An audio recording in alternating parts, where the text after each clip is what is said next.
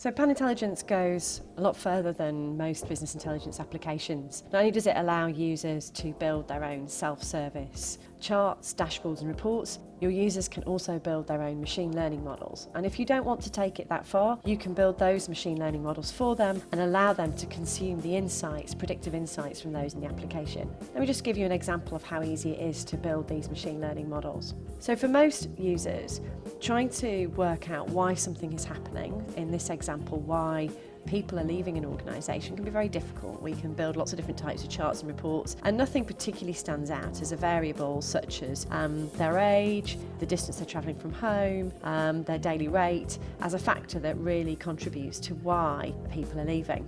So what we can do is allow them to build a decision tree.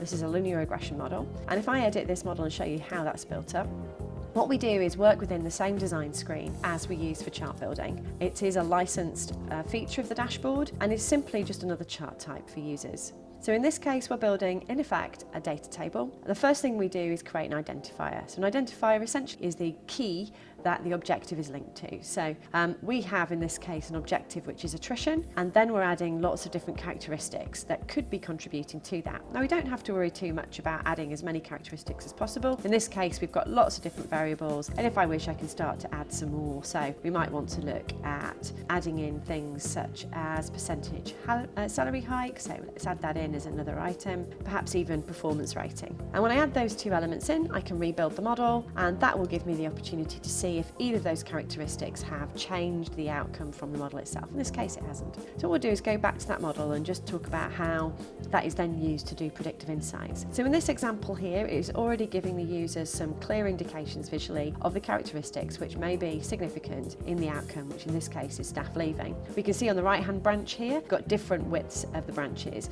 The larger the width of the branch, the greater the volume of data, and the colour coding is really to help users to identify those areas that maybe they should focus their attention on. Looking down the right-hand side of this branch, we can see actually that overtime workers who've worked with us for less than 8 years, who are single and live more than 6.5 miles away, churn at 89%, which sounds particularly high, but it's only 21 employees, and actually a domain expert or a user in the organisation may look at that and say, well, actually, these are our part-time casual workers, and we expect a high churn rate.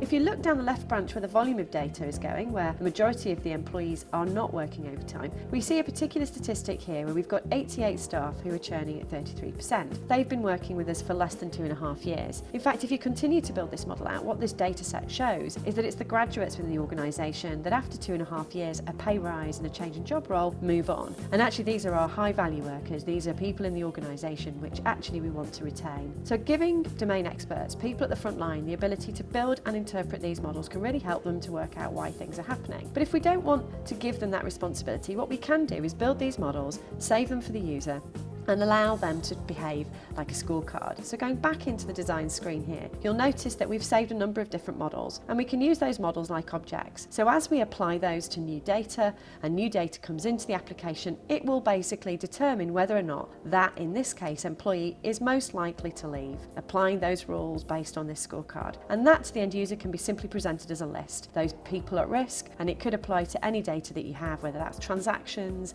people, whatever entity you're covering. They can build multiple models very simply, and it's simply looking at the data within the underlying metadata layer that you're using both for dashboarding and reporting. So really simple machine learning models that can be built, interpreted, edited and controlled by your users.